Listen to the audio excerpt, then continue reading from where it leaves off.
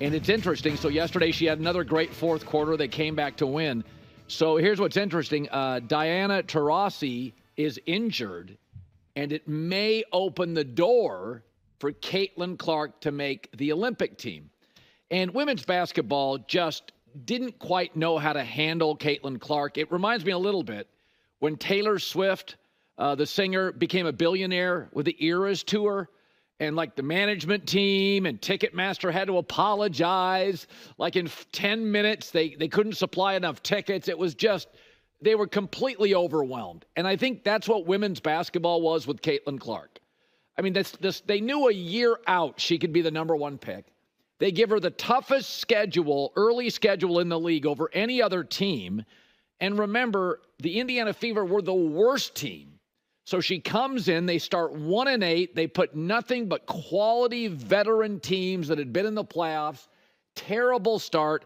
And then the league has to scramble because she's selling jerseys and merch like crazy. They've got to switch venues in LA. They went from the Pyramid in Long Beach to Crypto. And the league got, this is what happens sometimes with soccer fans. They feel ignored and WA fans feel ignored. So they get very precious, very tribal, very insular. She's not going to make the USA women's basketball Olympic team. And you're like, are you crazy? Go look at the men's team. It's political. Jaylen Brown's not on it because Nike doesn't want him on it.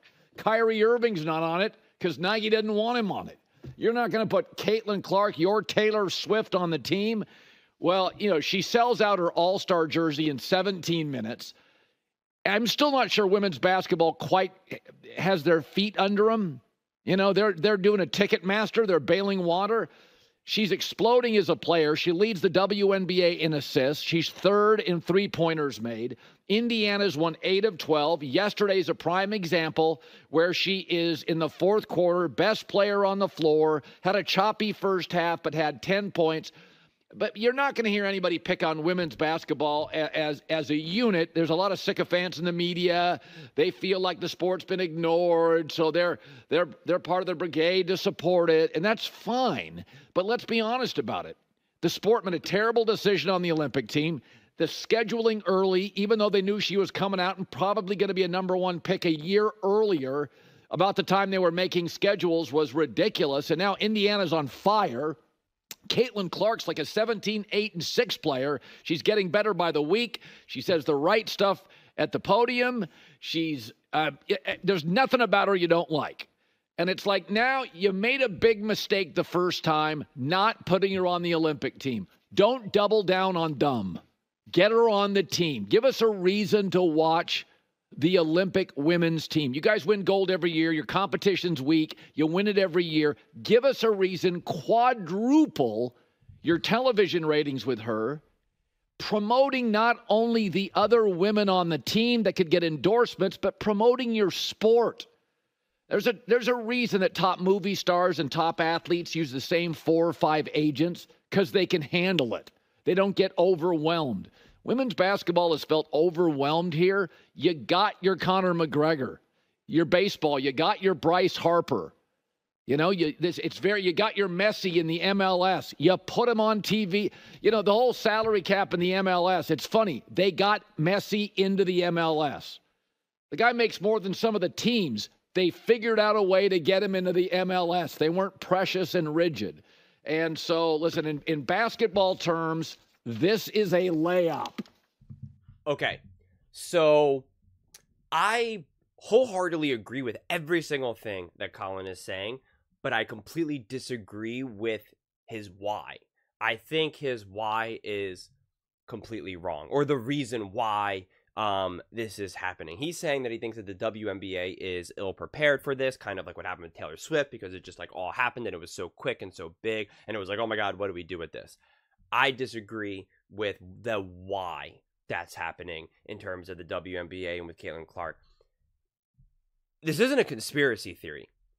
They want to grow, but they really don't want Caitlin Clark to be the face of the growth.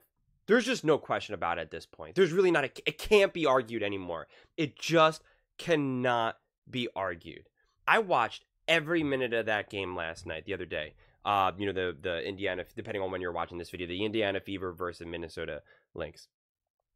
And the Lynx coach has a shirt, right, that with giant words on it that say "Black Girls Rock," and it's just like, I know it's like a great a nonprofit, I believe, and all of that. It's all great. I'm all for helping everyone, but it's such a bizarre shirt to wear in that moment. First of all, if she knows there's all eyes, that this is Mac's Eyes Sunday game, Caitlin Clark, sold out arena, the ratings through the roof. And it's just a bizarre thing to do in a female sport, obviously, to just single out a single race. It just doesn't make sense to me. You can support that organization. I'm all for uplifting people from all different backgrounds, from all different colors, all of that type of stuff. It's just a bizarre thing to do because it just doesn't make sense. You're there. You're in the WNBA. You are a coach. This is an organization. You're there to uplift women of all shapes and sizes, of all colors, of all ages. Old, young. You want to empower the 80-year-old woman. You want to empower the 7-year-old girl. You want to empower the black girl, the white girl, the Asian girl. So just to single out, just say Black Girls Rock, it's just a bizarre thing that only continues to put people in their separate boxes. That's all it does. And it's just like, it just doesn't make sense. And it's just like, and I don't know why. And it's not to say that a shirt like that is so controversial or that it's inherently wrong, but it puts people in boxes and categories unnecessarily. It's just weird, especially the whitest woman out there, the coach for Minnesota, is wearing this shirt. It just feels so weird. It's just bizarre to me. And to me, that is a perfect representation of the WNBA as a whole, and why they don't want Caitlin Clark to take over, why they're so against it, why they don't want it to happen, why they so badly want Angel Reese to be the face of this. They want Angel Reese to be the queen of the court. Why? Because Black Girls Rock, of course. Like, that's what they want. They want it more than anything. And so they can't let it go. They just can't let it go. So that's why they were ill prepared, right? That's why they've been dragging their feet. That's why she was left off the Olympic team. It's just as clear as day to me. It's not just that they were like, oh, we didn't know what we were doing and this all happened so fast. That's not what it's about at all.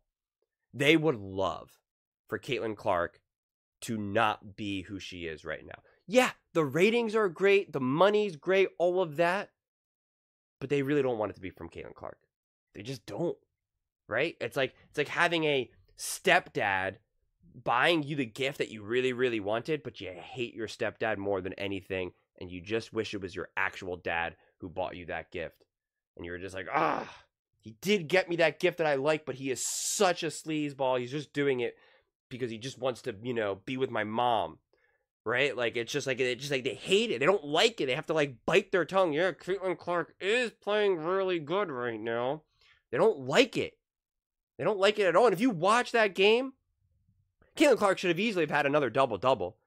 I mean, there was like 3 or 4 or 5 assists that were like beautiful passes that they just like could not hit the shot, could not make the layup. They could not handle the pass. Caitlin Clark made one of the most unbelievable passes I've ever seen in basketball. It was unbelievable. I think there was like 2 minutes left in the first quarter, and it was just an unbelievable pass. Whether NBA, WNBA, college, whatever. Beautiful pass.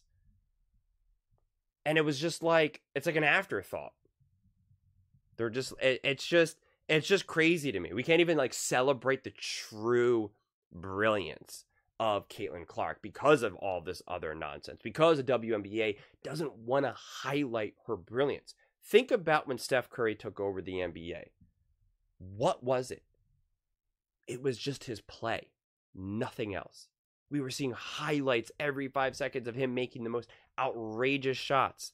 And when you did watch a game, when you were maybe learning who Steph Curry was, especially for like the newer fans, you have the commentators and the play-by-play just oozing, just saying nothing but positive. And in the middle of games, showing us previous highlights of what Steph did in a previous game to more further reason of like, this is what he did against OKC, and they'll show you a highlight of him doing this like amazing shot while they're in the middle of the other game. It's just compounding and growing it. So you're just like, oh my God, I didn't even realize he did that. They didn't do that once in the broadcast. They didn't show any of like great Caitlin Clark moments in the broadcast. They didn't show an amazing pass that she did. That amazing pass, even in this game alone, I don't even think they showed a replay of it. Maybe one replay. And it's just like, what are you doing? That pass was so dirty. That was like the highlight of this entire game. And you just skip over it like it was nothing. It's just bad business. They just like don't want it. It's just bizarre. It's sad at this point. And I just don't know what it will take for us to move beyond that. And again, like I'm watching that game and I see that shirt and I'm just like, ugh. And I don't like politics in sports at all, regardless, whether it's black, white, whatever, whether it's the NFL, NBA, like I'm a big proponent of being like, keep politics out of sports. And this past weekend of everything that happened, which I'm not going to get into, is exactly why, because this is our escape.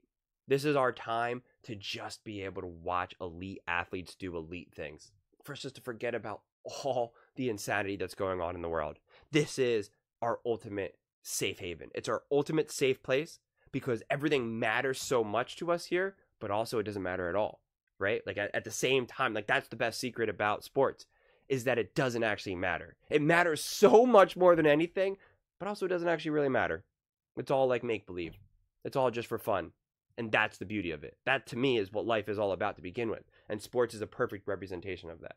And so to keep trying to bring politics and to add more weight to this unnecessarily, to make it more divisive, to make it more confrontational, more violent, more dark, more isolating, more separating rather than unifying, is just one of the biggest tragedies we're facing right now. Honestly, it really, really is. And what happened this past weekend with everything politically is a perfect representation why.